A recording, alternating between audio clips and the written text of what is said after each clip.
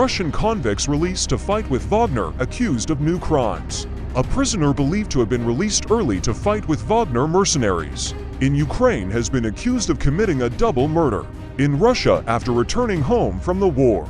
Demyan Kevorkian, who was given an 18-year prison sentence in 2016, has been arrested for killing a young man and woman on their way home from work. He denies the accusation. The BBC has learned he is not the only convict freed early to fight, pardoned, and then accused of re-offending. We have confirmed that suspects in about 20 serious offenses, including rape and murder, are fighters recruited by the Wagner mercenary group in prison and released early to serve in Ukraine. Kevorkian was one of 150 prisoners recruited on the 31st of August 2022 when the head of Wagner, Yevgeny Prigozhin, visited his prison. According to a former inmate quoted on a social media channel, the BBC has been told that Kevorkian was later spotted back in his home village of Prydorozhnaya in Krasnodar, southwest Russia, telling people he had just returned from the battlefields of Ukraine.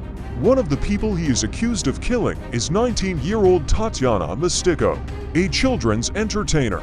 Her mother Nadezhda shows us a video of Tatiana in a pink and blue jumpsuit, dancing and organizing games at a party. She loved that work, says Nadezhda. When she came back from a job, she'd laugh about what they'd been doing, how she amused them. But the last job Tatiana did was on the 28th of April. Her boss Kirill Chubko was driving her home when they got a puncture and pulled over on to the side of a road near the town of Berezhenskaya in southwest Russia.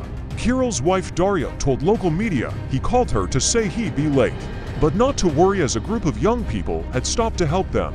That was the last time she heard his voice. By morning, the pair were still not home. Sensing something was wrong, a worried Darya called the police. Hundreds of people helped search remote countryside, and Tatiana's mother began a 6-hour journey to the area, catching a plane and train from her small village in Siberia, in eastern Russia. The worst thing was when we landed and I switched my phone back on. There were endless messages, says Nadezhda. You can't imagine how I panicked. I hurled the phone away because they could only mean one thing, that it was all over. It was animal fear. I can't describe it.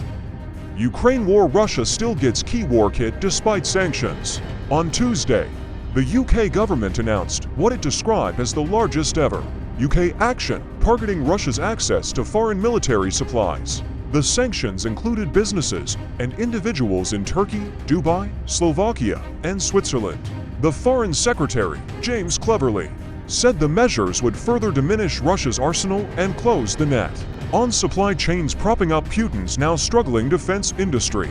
But after successive waves of sanctions by the UK, US, and EU, Russia still has the parts it needs to keep its war machine going.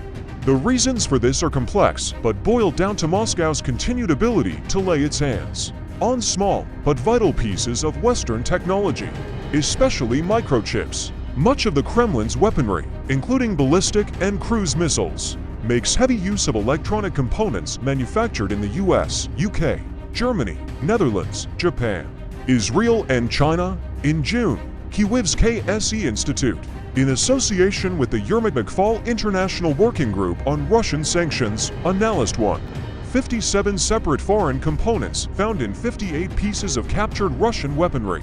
It found that microchips and processors accounted for about half of the components, and that around 2/3 of them were made by American companies. The top 5 manufacturers were all American, including Analog Devices, Texas Instruments, and Intel. The research echoed findings in other reports stretching back to Russia's full-scale invasion of Ukraine in February 2022. Ukraine war to people killed in Zaporizhia attack. 2 people have been killed in a Russian attack on the Ukrainian city of Zaporizhia, Ukraine's Interior Minister Ihor Klimenko said. Ukraine's President Volodymyr Zelensky shared footage showing smoke rising and a partially damaged church with fire in its courtyard at the scene.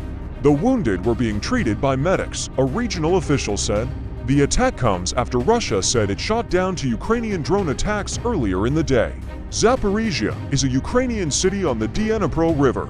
It lies some 44 kilometers 27 miles from the war's front line.